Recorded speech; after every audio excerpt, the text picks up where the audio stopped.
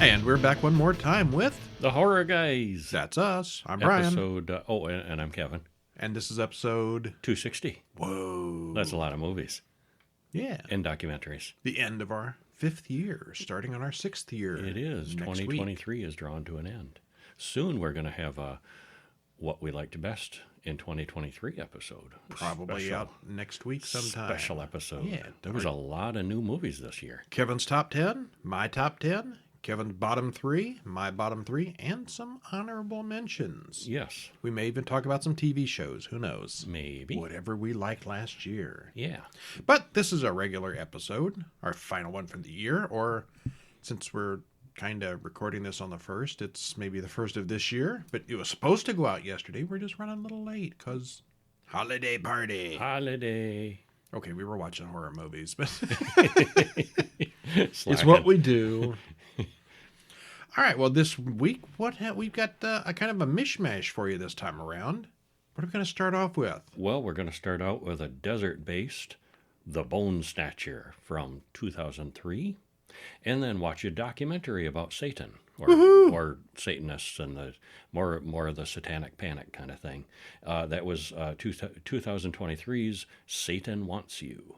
And then we'll bounce back to the Old West in The Burrowers. That's Burrowers with a U, not Borrowers. Yes, no. An entirely different movie from 2008.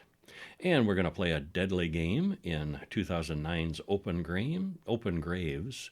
And lastly, I'm going to go back in time and all the scares and suspense, mostly suspense. It's parallel to horror. It's got some horror elements. Alfred Hitchcock's Rear Window.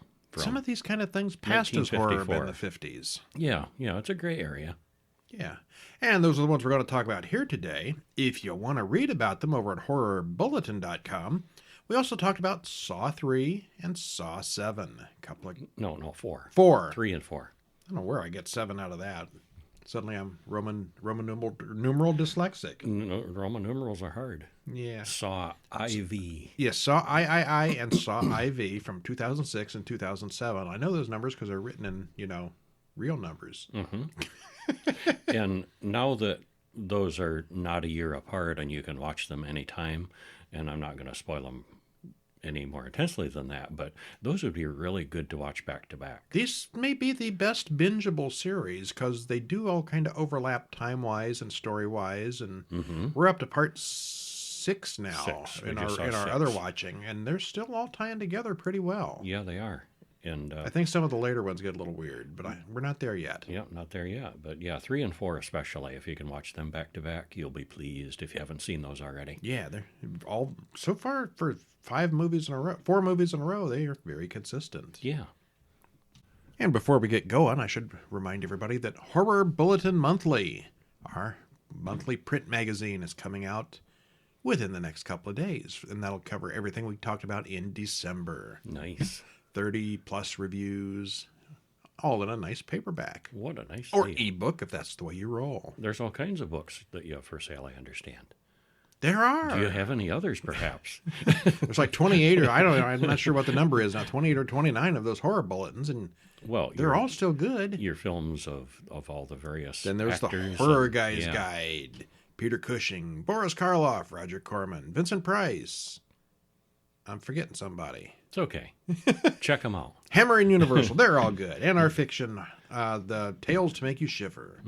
Volume 1 and 2, and the mythological version 3. Version 3 is coming. Yeah. I promise. Coming since 2015.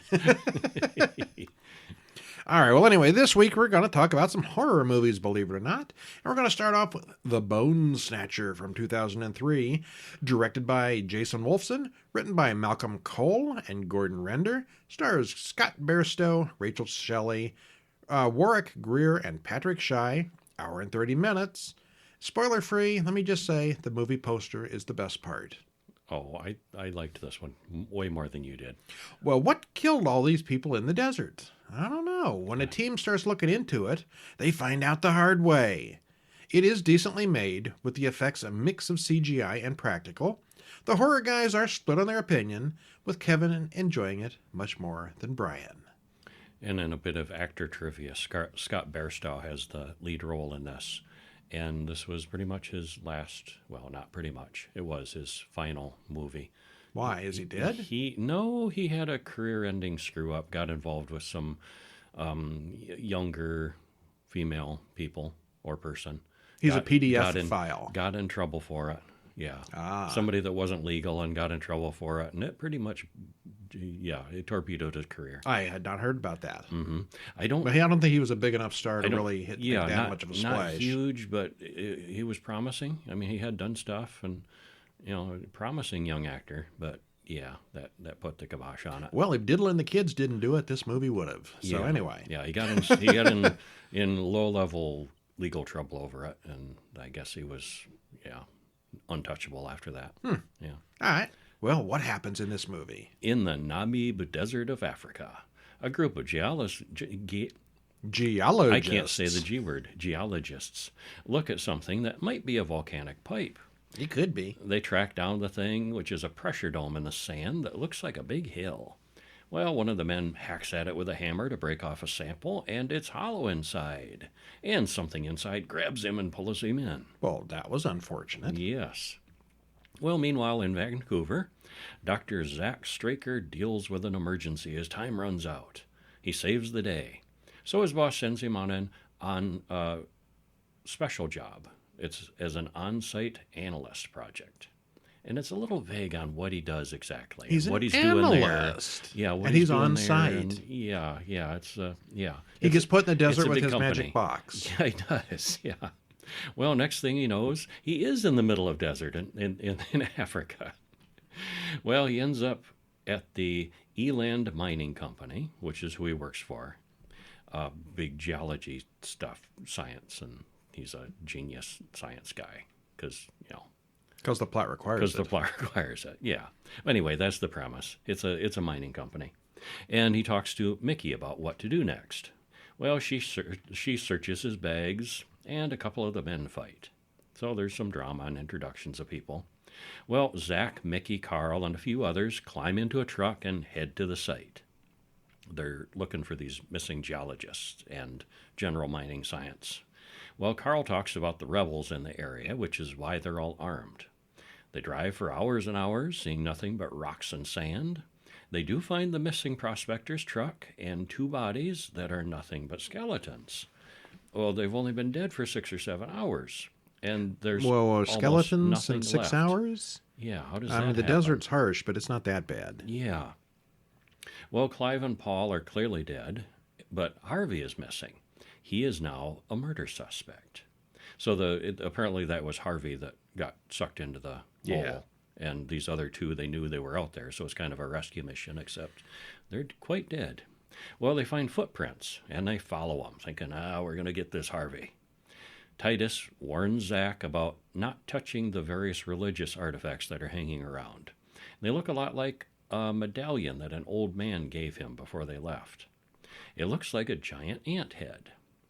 Well, they follow the prints, and they soon find Harvey's skeleton. Carl is sure there's a murderer out there, but Magda has orders to take the truck and deliver some fuel, so they keep playing detective. Magda's the driver. And she wants to go back in the worst way. Yeah, she's had enough of this, and she's all spooked out, which is, skeletons and, weirdness. Well, they have to stop for the night. That night, Zach goes outside and surfs down the sand dunes. His prototype scanner keeps beeping about something. Something watches Zach, and his scanner detects movement. And he sees some kind of giant monster out in front of him. He runs back to the truck, but no one believes him, because there's nothing there.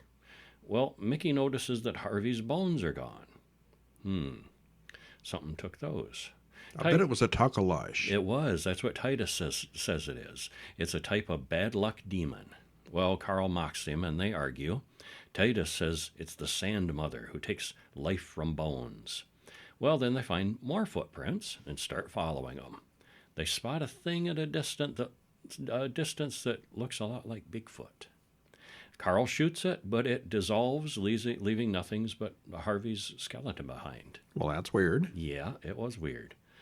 Well, Carl casts aspirations on Titus, warns him to lay off. Zach asks Titus what it is, and he tells the story about Esekuhulu, a thing that he's run into before. Well, suddenly the truck's engine catches fire, so they're stuck. And naturally, the radio's out also. Almost as if something got in there and tore them apart or sabotaged them. Something small and six-legged. They set up a beacon, and soon enough an airplane flies over. So they know that they're there and trapped, but it'll take several days before a truck arrives. This is a problem. Well, they set up a tent and turn in. First, Kurt takes guard duty, and then it's Titus's turn. Zach's scanner goes off again as something approaches in the dark. Kurt's in his sleeping bag, but when Titus checks on him, he's been eaten by ants. And the ants crawl up Titus's arm and eat that too. The swarm of ants approaches the truck, and they all shoot at it, which doesn't do anything. Wait, you're shooting at a swarm of ants? Yeah, that doesn't do much. Well, Carl pours gasoline around, and the ants turn away. And, Magna's like, no, don't pour the gas around, and holding a torch over, and, but well, what else are you going to do? She's like, we're all going to blow up. The truck's full of fuel. And yeah, but it works out okay. The ants back off. Well, we soon see that the creature is actually a swarm of ants that inhabit a human skeleton to give it structure. And those are some disturbing creatures. Okay. Yeah. Carl shoots it again, and it breaks down again. Zach says there is a system at work here, but he doesn't know what it is. Well, Carl and Magda argue about whether to stay put or try to walk out to the lost prospector's truck. Zach, Carl, and Mickey walk through the desert trying to get back.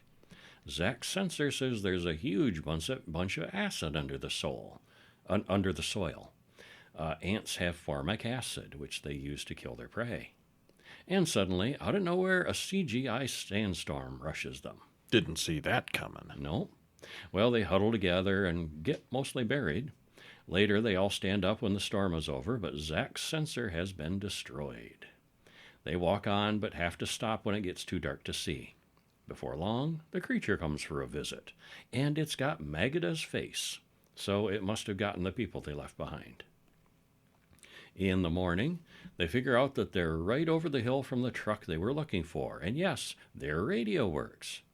They find the tunnel that poor Harvey fell into in the opening sequence, and the three of them crawl inside. Could this be the Ant Queen, where she's hanging out? They just want the bones. It gives them structure like a skeleton. The creature needs a set of bones to go anywhere. Well, Johann the jerk, who got into a fight with Carl earlier, arrives and pulls a gun on Zach, Carl, and Mickey. Why? Because he thinks the prospectors found diamonds, and the three killed them to steal them. Okay, yeah, that's he's got this legit. really convoluted conspiracy theory. Carl eventually overpowers the much older Johann. Somehow he also finds a bunch of nitroglycerin. That's handy.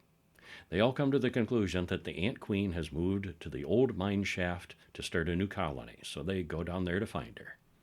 Zach, the computer guy, luckily knows how to hotwire a generator that blinks the lights off and on as they descend and gets the elevator working. They find the creature and follow it. There's a lot of herky-jerky editing and stuff happens. Don't know what exactly, but it happens. That was a little hazy. Yeah, it's a little mushed up there. It explodes. Well, no, I missed a part. The monster grabs Carl, pulls him into the pit, along with the nitroglycerin, which explodes, and the mine starts to collapse. Zach finds the queen, which is like a big orange brain stuck to the side of the thing, side of the mine wall. As the ants start to close in on them, Zach finally stabs the orange blob reluctantly. He doesn't want to kill it, but they run out of the mine, and the ants are just ants again, which the mine collapses as they leave. Well, Zach and Mickey walk back to their truck, where they find that Johann has been eaten. Yay! Yeah, he deserved it. He had it coming. Zach thinks, I think I could get into this fieldwork stuff. Zach's taxi to the airport arrives, and he loads a big crate into the back. Except it's not just Zach who's leaving, it's Mickey. Zach returns to camp to do whatever it was they brought him to do there. Yeah, it looked like he was leaving, and he's did. not. He's staying. Yeah, it's actually Mickey. And we see that inside the crate is an egg for another Ezekahulu. Uh-oh. A little teeny miniature orange brain. Izikulu too. Uh-huh. Ants do the boogaloo. Yep. Uh-huh. Well, okay, I'm not even quite sure why Zach was sent to the desert. He didn't do anything or seem to have a job. 'Cause science and mining stuff. His very contrived scanner only seemed to work when the plot required it, and usually then it was a few seconds too late. Beep, beep, beep. Ah, it got us. Yeah. It's pretty low budget, just a bunch of guys in a truck in the desert, but it mostly works. They're trying to do something different with the setting, and it's well done in that regard. The ants, of course, are CGI, and the creature is just a guy in a suit, but it works. Except it's really slow getting started.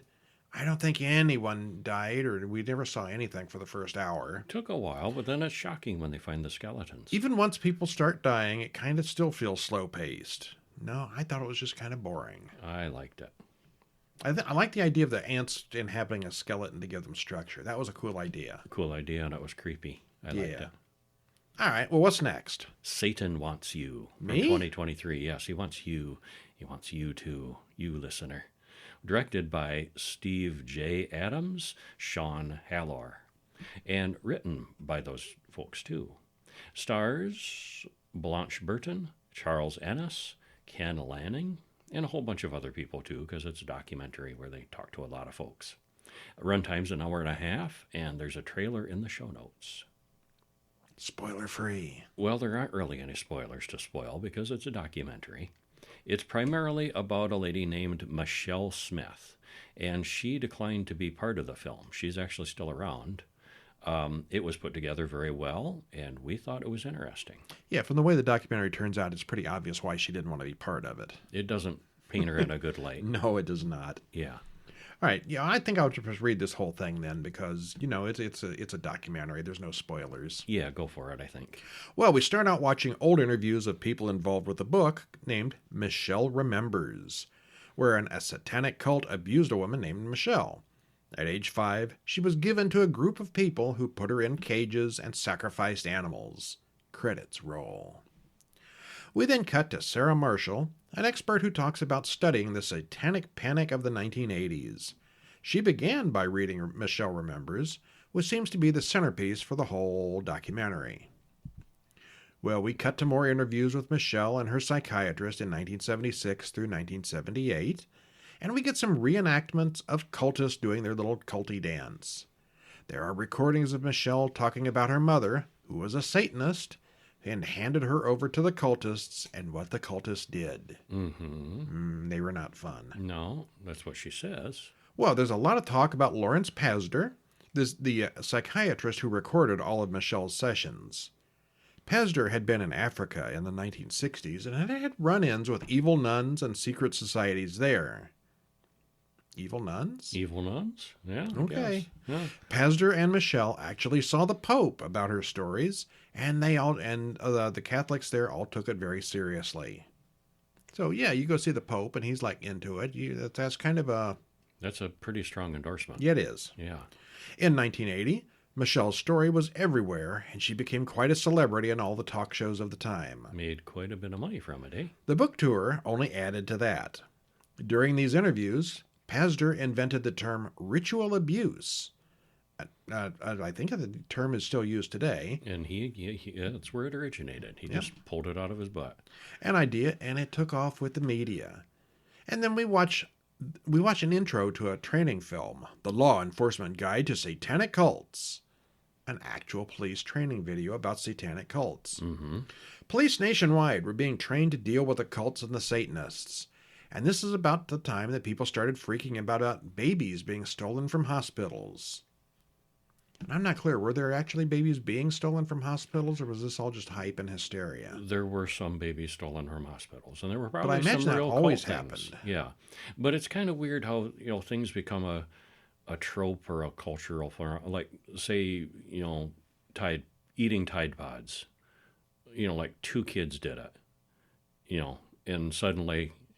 It's everywhere. Oh, every child is eating Tide Pods, and every teen is eating Tide Pods for social media points. And no, it's happening, but there's like 3 cases.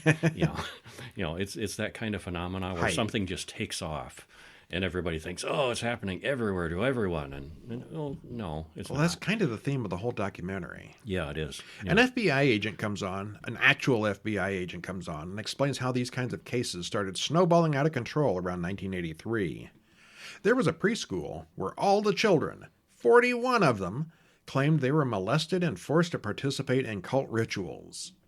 The agent says that eventually he came to the conclusion that the vast majority of these cases were imaginary or otherwise less than honest. Yeah, and he talks. They talk about throughout it a little bit too of, and they're more aware of it now with psychiatrists and child counselors and so forth. Leading to the not witness. prompt the child, to implant these ideas in them before they come up with them themselves.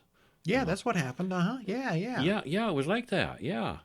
Well, the satanic panic was in full circulation by the late 80s, and it was all started by that one book. But I think The Exorcist may have helped. Oh, yeah. Michelle Popularized it. started following Pazder's family on vacation. It was becoming an obsession to her, and the story may have just been a way to keep Pazder under her finger.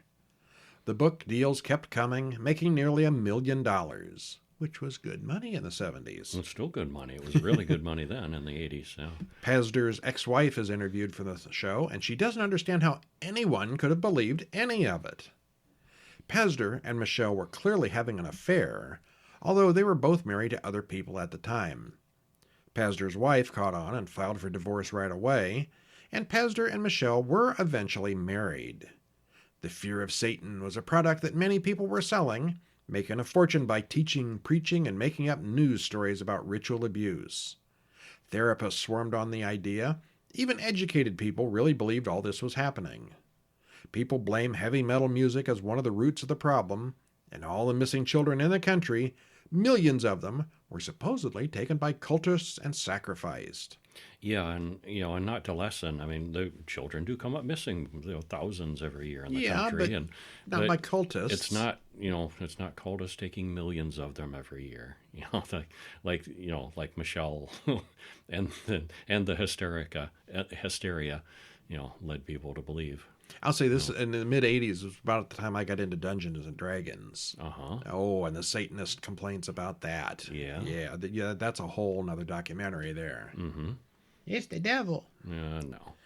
We then change over to talking, I think they still believe that, a lot of them. Yeah, some do. We then change over to talk about Anton LaVey and the actual Church of Satan, which was a new thing in the late 60s when this book came out, and grew quite a bit in the 70s. LaVey argued that most of the stuff in Michelle Remembers wasn't accurate and sued them for defamation in 1981. Successfully. That's not how real Satanists work. Yeah. Well, the FBI man, Ken Lanning, he tells about the meeting. He tells about meeting Pazder and Michelle in 1987, and the things they told him were not convincing at all. There were holes in their story, and yeah.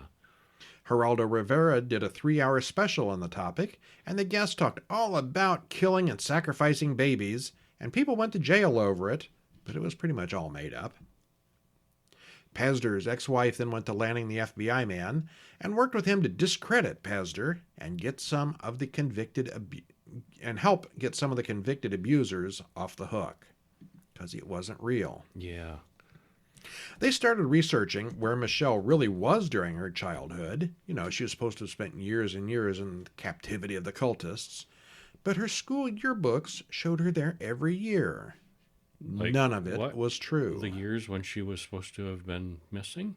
Yeah, and beaten and bruised and raped and torn up and there cut. She is in her school book. And she described being cut with knives all the time, and there's not a scar on her. Mm-hmm. More and more, the interviewees lead into how they all figured out that the stories were all made up and fraudulent.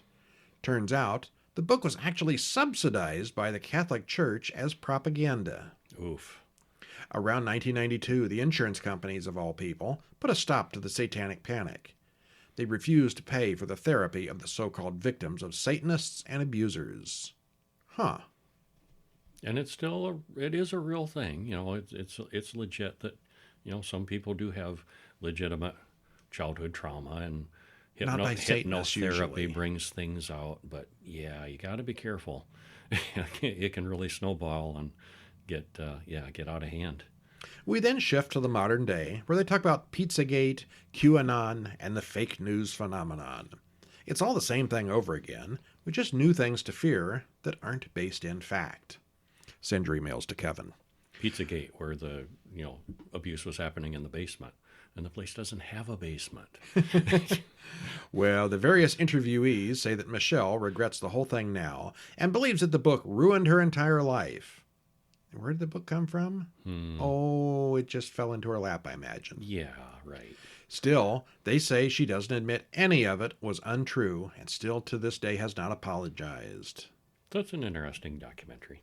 Yeah. Thought it was pretty well made. It's well made, moody and atmospheric, which is unusual for the documentary. At least in the beginning. It gets a little more straightforward as it goes. And I like how it talks to a variety of people. It talks to people directly involved with Michelle, a good friend of hers, and FBI people and cops and rural Satanists and His ex-wife. Yeah, his ex-wife. Yeah. According to Wikipedia, Michelle Remembers presents its claims as fact and was extensively marketed on that basis at the time. No evidence was provided, and all investigations into the book failed to corroborate any of its claims, with investigators describing its content as being primarily based on elements of popular culture and fiction that were popular at the time it was written. So have you ever wondered where all that fear of Satanism and the satanic panic of the 80s and 90s came from? This lays it out really clearly. Yeah, it was interesting. Although I think there was more to it than just this book. Yeah.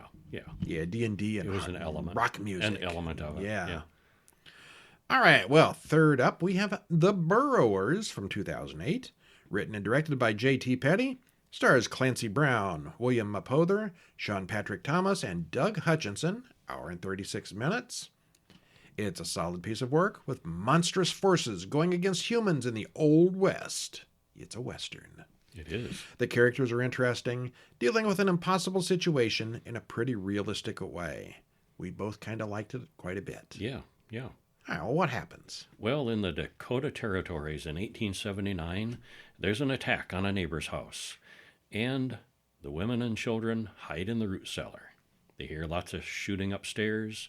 Something comes down after them, and it doesn't sound quite human. And then credits roll. Uh-oh. Yeah. Well, they come upon the scene. John Clay examines the scene and says it looks like they were either killed or taken by Indians. That would be the logical choice. Yeah. Well, elsewhere, William Parcher goes on a picnic date with Gertrude and her son. Fergus Coffey rides up and tells them what happened to Mary Ann and her family. They're missing, and we need to go try to see if we can rescue them. Well, Coffey, Parcher, and the boy Dobie go to examine the bodies. There are some bodies there, but some missing too. Like They took some of them. Yeah. Well, Kofi finds a strange hole not far from the house, and they can't explain it. Too big for a gopher hole. Henry Victor and a bunch of soldiers arrive. They stop to bury the dead family. Well, 6 people are missing, and the whole posse rides out in search of the Indians who took them. As they ride, we notice holes in the ground with things moving in them. We see little stirrings. Yeah. I bet they're burrowers. Yeah. Well, the group soon finds an Indian, and they soon run him down. They torture him for information. The head of the Indians, he's a real jerk. Doug Hutchinson plays him. But he will only talk to Callaghan, to whom he says, "They will eat you alive." Well, that sounds ominous. It does. They? What is this? Well, the men all camp for the night, and we see something moving out in the tall grass. In the morning, Victor Henry wonders what happened to 4 men who vanished overnight. Well, they torture the prisoner some more, who talks about burrowers. Henry still thinks they need to head to the reservation to find the missing white women. They find another of those round holes like they found near the farm in the beginning. Well, Clay, Coffey, Dobie, and Parcher decide they're going to leave the military escort and go off on their own. They camp for the night, and we see something out there in the darkness. It's Callaghan, who has also abandoned Victor Henry's men. Well, they find a carriage, but no men or horses, just the people's baggage on top. Now, what kind of bandit does that? Takes the people and leaves the stuff? Leaves the stuff? Yeah, even Indians wouldn't do that, so they're really puzzled. Well, then they do find a body buried in the dirt, but she's not quite dead. There's something making a scraping noise in her shoe. They take it off, and they figure out that the only thing she can move is one of her toes, Okay, that was kind of a creepy little scene. which she is frantically moving, like she's trying I'm to not tell him dead something. yet. Yeah. Well, they still think it's an Indian problem. The Burrower tribe. Burrowers. Burrowers. Yes. Yeah, Burrowers. Yeah. Well, they send Dobie along with the carriage to take the woman to find a doctor. The four men ride on to an Indian camp that's completely abandoned. Okay, this is just getting weirder. Well, they're soon surrounded and shot at by other Indians, and Clay is killed. Night falls, and Dobie and the girl camp for the night. Creatures come and paralyze him and drag him away to bury him alive. Mostly bury him. Mostly alive. Mm-hmm. Yeah. Well, Coffee wakes up at the night, and Callahan says Parcher is gone. They see the monsters attacking Parcher, and they drive them away. Well, Parcher's been scratched or bit, and he's slowly going numb. They find an Indian woman who says the Burrowers have marked Parcher. She explains that they come every third generation. They were here before white people. They used to feed on the buffalo.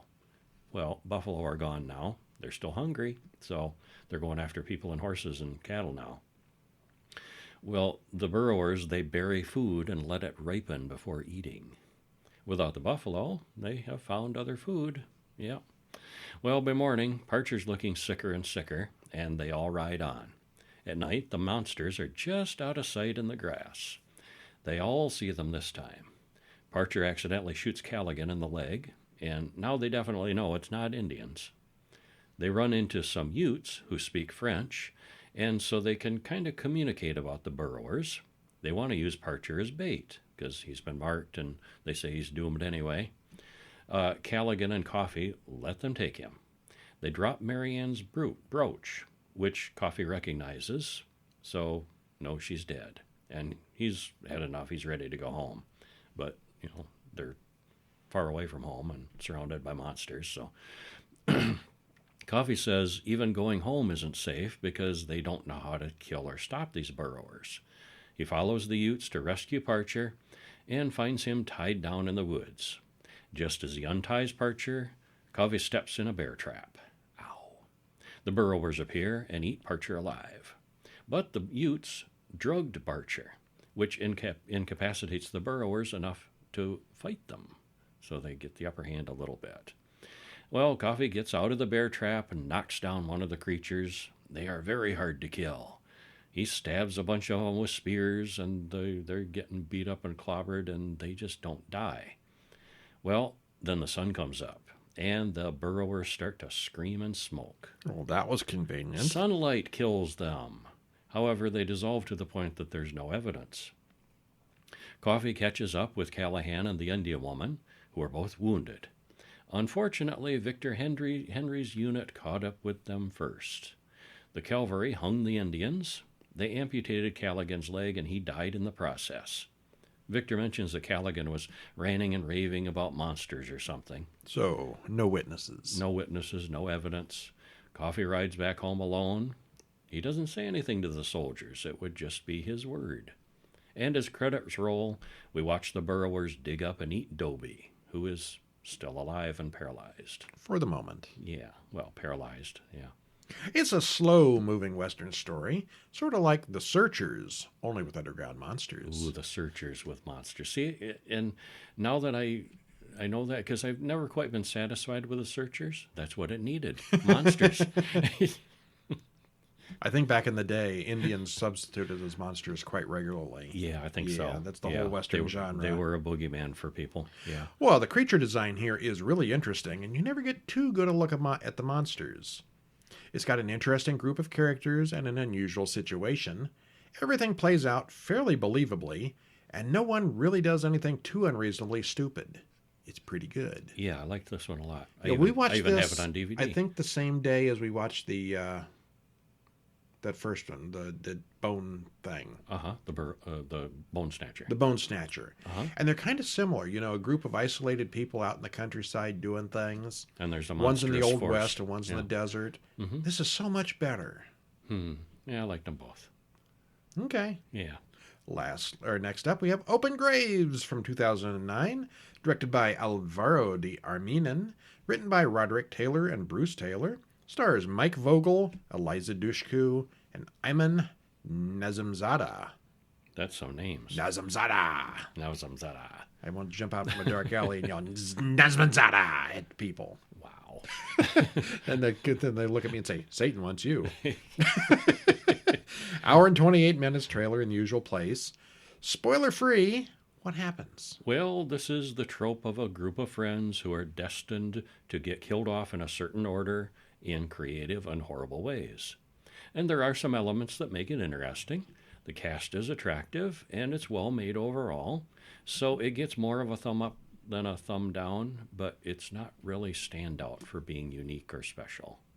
It is what it is. It is what it is. Yeah. Yeah. There's nothing wrong, but it's not great. Yeah. It's slightly above middlings. It's the final destination with a board game. Yeah, basically. Yeah. I'd give it a solid around an 8. I mean, it's. You are okay, generous. 7, 8 is good. 7. It's a 5 or a 6. 7, 8. Oh, no, not a 5. I don't regret watching it, but 5. I'm not going to push it heavily. Okay, 6, 7. I'll lower it to that. Anyway, what? The vast majority of movies are 7s. You should tell people about it in more detail. We watch as a woman is tortured, books are burned, and monks chat. All in 1485. Those were the days. Mm-hmm. Snakes are everywhere, and it's all very, very gothic. One monk has a box to be burned, but he sets it aside at the last minute. Mm-hmm. We cut to modern-day Spain, where a bunch of young people are out surfing, and credits are still rolling. Jason and Thomas watch Erica on the beach, and Jason likes what he sees. We cut to the cemetery, where Detective Izar gets a call about a very strange corpse that's been skinned alive. We see a guy with no legs in a wheelchair, and he's got that old box we saw in the hands of the monk earlier. He talks to Jason about voodoo, but Jason doesn't believe any of that nonsense. He gives Jason a board game called Mamba, which is said to be very old, and we've seen that box before. Mm-hmm. Erica introduces herself to Jason at a party that night. They look at the board game and decide to play. Helen and Thomas argue about Lisa. Suddenly, the power goes out for the whole party. It rains, so the party breaks up. Well, what you gonna do in the dark when the power's out and the rain's going? Hey, let's play a game. Let's play a game by candlelight. There are dice and cards, which are printed in English from 1500. It's a magical game. It morphed. Uh-huh. It morphed into English, so they could play it. They all take their turn. Thomas and Jason do well and they win their rounds, but Pablo picks up a bad card, so he's out. Since he can't play, he takes the card and goes for more beer. He stops to pee next to the road, falls off a cliff, and is eaten by crabs. What? Ooh. Eaten alive by crabs. Back at the game, Miguel also picks up a death card. Lisa and Helena lose as well, and eventually so does Thomas. So the victims are marked. Only Jason and Erica haven't lost yet, but there can be only one winner. Meanwhile, Detective Izar finds and identifies Pablo's body. He comes to the house and tells him about Pablo. Well, we then cut to Pablo's funeral, where Erica mentions that the text of the card that Pablo got and what actually happened to him are coincidentally almost the same. Heck of a coincidence, huh? They go back to her place, and they see that she's got lots of occultish books. Wonder if they got Michelle Remembers. Probably, yeah. At a photo shoot, Miguel, Lisa, and Thomas photograph her dancing and posing near a lumber yard. Lisa starts to feel bad, so she and Thomas go back in the car to leave. Miguel stays behind to clean up, and it looks like the lumber machines are out to get him. Yeah, it's one of those scenes where it's filmed so you know the lumber machines are going to get him. He's going to die. Yeah. How? And they saw there's a big saw. And you're thinking, oh, he's going to fall on that. No, he doesn't. Lots of pointy wood laying around. Oh, he's going to get impaled. No, he doesn't. But suddenly a bajillion black snakes come out of nowhere and bite him. What? Well, because that was his card, yeah. Later, the detective hears that they were black mamba snakes. Ah. Jason and Erica go see Pablo and Miguel next to the road. What? They're dead. Almost immediately, But they see them. he gets a call about Miguel being dead. Mm-hmm. His game card mentioned being killed by venom, and that's what happened. Uh-huh. They tell Thomas and Lisa about that, but they don't believe it either. Jason looks up the Mamba game and reads about its history online.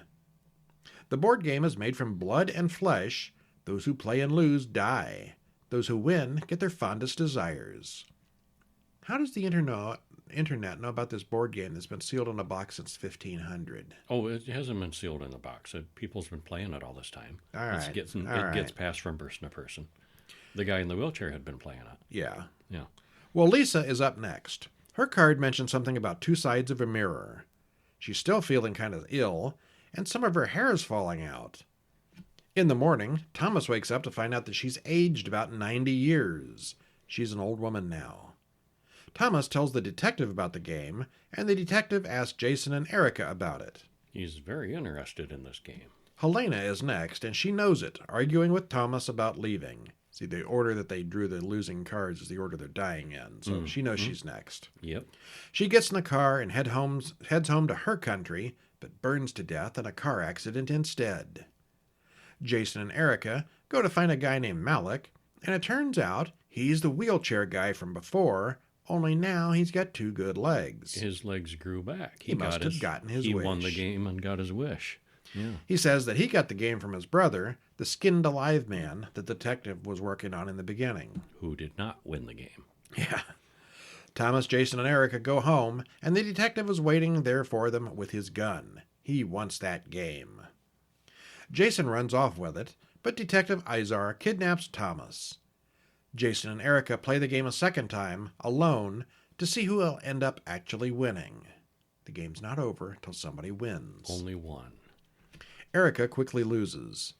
Still, it's only 50-50 that he can win the game. If he wins, he gets his wish. If he loses, he'll be skinned alive. Okay. So yeah, he's the last survivor of the game, but he's still got to, I don't know, roll dice or something. You drop it down the little tower thing on the game, and if it comes out the right chute, you win. If not, you lose. Yay, luck. Yeah. Uh-huh. Well, Detective Izar says that with the box, he can get his dead wife and son back, and he makes Thomas dig a grave at gunpoint. Jason wishes it was a week ago, and everything that happened would be undone. Izar calls and demands the game before shooting Thomas. Erica says that Jason won't get his wish until she dies. Then the wish will come true. He throws the board game out the window of the lighthouse. Knowing that she has to die in order to undo everything, Erica takes her surfboard out at night. He doesn't find her, but he does find the board game, more or less intact. Izar comes up behind him and demands the game. Jason is more than happy to comply, since passing on the game is another requirement for getting his wish. The detective then leaves with the box. Jason watches as Mamba, the original witch of the board game, comes to him. Time to get his wish. She tells him that his wish is essentially a time loop, and he needs to ask for something else. He insists, so she grants him what he wants. Yeah. All the bad stuff unhappens. He wants it to go back to before they played the game. Since the entire week was undone, Jason doesn't remember anything, and he does exactly the same things all over again to start the game. Ad infinitum. And I said that as he was making the wish. It's like, okay, I wanted to go back to... And I was like, but you're not going to remember if it really goes back. I want to go back in time a week knowing what I know now. Yeah. It's all in the wording. He didn't specify. Well, after the first death, it starts to resemble the Final Destination films very closely. You know who's going to die and in what order, but not necessarily how they're going to get it. It's got a few extra rules, but it's kind of similar. Mm-hmm. It's fine. It's well made and looks good. If you liked Final Destination, here is more of the same. It's fine. Yeah. Yeah, it is. It's the Final Destination of the board game. If you really like those and didn't get enough, here it is. Here's more. Thoroughly adequate. Not much too unique about it, though. Yeah. What's next? Rear Window from 1954, which is kind of classic. And it definitely is. This was actually my second time seeing it all the way through. I have never seen it before, this one. Well, which is kind of sad. Yeah. Directed by Alfred Hitchcock, Written by John Michael Hayes and Cornell Woolrich. Stars James Stewart, Grace Kelly, and Wendell Corey. Runtime is an hour and 52 minutes, and there's a trailer in the show notes. Well, it was a fun classic to watch. It's Hitchcock, the master of slow build tension, which steadily climbs through the movie. The set is very impressive in size and complexity, considering it was all indoors in a studio. Yeah, that's he looks out impressive. the window and you can see different layers of the building, the whole building is across the aisle there, and it's like got 3 floors, and it's all in a studio. Yeah, many apartments. Yeah, it's cool. It's more of a thriller than horror, but it does have some low-key elements and worth the watch if you haven't seen it. Yeah, it was. It's Hitchcock, so it's kind of borderline horror, even if they were just sat around and sang songs. Yeah, he's macabre. He was macabre. Yeah. What happens? Well, as the credits roll, we get a view from the window looking out at more windows. The camera eventually zooms around to the fire escapes, ladders, and windows, so we get a good idea of the setting. And we come back to see L.B. Jeffries sweating in his apartment, which is excruciatingly hot. Some neighbors are sleeping outside on their balconies, and windows are open and shades are open, so he gets a good view as he's sitting there watching everybody. He's a professional photographer, but he's stuck inside with a broken leg and a cast, at least until next Wednesday. He watches the hot woman across the courtyard doing her exercises in a bikini. He's got nothing to do but sit around and watch the neighbors. Well, Stella comes in and chides him for being a peeping Tom. She's an insurance company nurse. She says he's gonna see things he shouldn't and get into trouble. Well, they talk about Lisa Fremont, his wannabe girlfriend. He thinks she's too good for him. Well, that evening, Lisa comes over for a visit. She's wearing an $1,100 dress, which is $1954. So that's a heck of a dress. Yeah. She's a very successful model, and she's brought him a catered dinner. He watches a woman across the courtyard pretend to have a date all by herself. Jeffries points out that Miss Torso, the ballet dancer, a young woman with many suitors.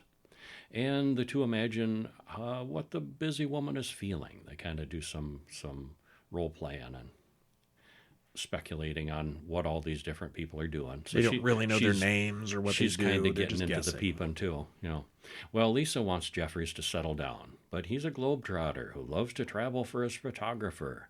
Neither of them is likely to change, and he thinks they should break up. She gets angry and leaves. Later that night, Jeffries hears a woman screaming somewhere, but he doesn't see anything. By that time, a lot of the lights are off, everything's dark. He watches one man come and go several times through the night. He's a salesman, but what would he be doing out so late? Murder. Maybe. What's in that sample case? It's a pretty good-sized case. Well, Jeffries doesn't sleep and doesn't see the man leave again. Oh, he does fall asleep, so he doesn't see the man leave again. This time alongside a woman. We see that, though. Yeah, he doesn't see them leave, but yeah. Yeah, because he's dozed off by then. So we see this woman leave, so later on when he gets the idea that he's killed her, we know that he's wrong. Or is he? Well, yes. Jeffries gets some binoculars to watch more closely. He then upgrades to a telephoto lens on his camera. He's really getting into it. He sees that the man has a huge saw and machete, but his nagging wife has seemingly vanished. Could he have? No. Well, Jeffries concludes that there's something terribly wrong. He wonders how someone could even begin to cut up a human body. And Lisa thinks maybe he's losing his mind being cooped up for weeks. Okay, I guess we are in the horror territory. Yeah. Well, they both watch the man packing something into a huge crate. Lisa is now on board with the not-so-crazy theory. Lisa checks out the man's mailbox, says the guy's name is Lars Thorwald. Jeffrey calls his friend, the detective Tom Doyle, to come over and check out the situation. Well, the next morning, Stella, the nurse, she's thrilled to hear about the excitement. They watch as Thorwald pays some men to carry the trunk away. What's in the trunk? We know. Doyle comes over and verifies that Jeffries hasn't actually seen a murder or a body. Still, he offers to look into things. Doyle finds out that the wife left while Jeffries was asleep. Jeffries wants Doyle to search the man's apartment, but of course that's against the rules. There's not really grounds. There's even a postcard sent by the man's wife. See, case closed. Doyle's not convinced, but maybe not. Jeffries watches Mr. Thorwald come home with some laundry. He watches the man dig through his wife's purse and find a wedding band inside. She left home without her purse? Without her wedding band? He packs for a trip, and when he leaves, he doesn't take anything with him. Well, Lisa comes by again, and they talk about Mr. Thorwald, of course. Lisa thinks the woman everyone saw leaving Thorwald's apartment wasn't his wife, at least not yet. Doyle stops by again, gets updated on what's going on. Doyle says Lars Thorwald is no murderer, and there's no case. Well, Jeffries wonders, how ethical is it to watch a man with binoculars and a telephoto lens? Now he's wondering. Yeah. Well, there's a scream, and the little dog we've seen several times is dead with his neck broken. Who did that? Everyone comes out to hear the woman screaming about her dog.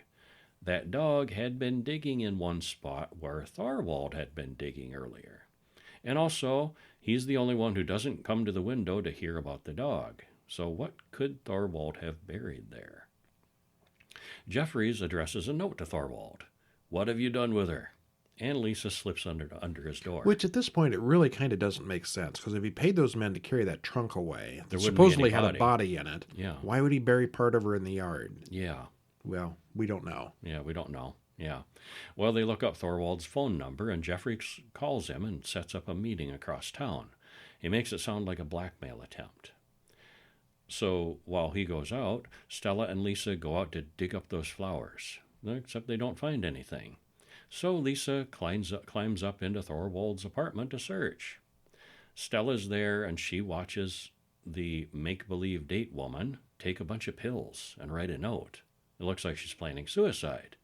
So Jeffries calls the police, and he doesn't see Thorwald coming home, and Lisa's in the apartment. He confronts Lisa, and Jeffries and Stella watch from their room. The police arrive just in time to stop the struggle. He's starting to get kind of rough with Lisa. Thorwald, he spots Jeffries watching him, so now he knows what's going on. The police take Lisa away, and Stella leaves to bail her out. And alone, Jeffries starts wondering if Thorwald is going to come after him. Thorwald does come over to confront Jeffries. What do you want from me? Your friend, the girl, could have turned me in. Why didn't she? Do you want money? Well, Jeffries uses his camera flashbulbs to blind Thorwald, who attacks him. They wrestle in the window as Doyle and the police arrive. The police grab Thorwald, but Jeffries falls out the window, and Thorwald admits everything. We get a final shot of the lives of all the neighbors as Jeffries sleeps in his wheelchair, now with 2 broken legs. Yay, more voyeurism. Yeah. Hopefully no other murderers going on. Although I was familiar with the premise, I hadn't seen it before, so I had no idea how it's going to end. Throughout most of the film, I wondered if there even was a murder. That's part of the fun of it. You don't really even know if anything happened. The tension builds slowly up to the end, where we find out what's really been going on.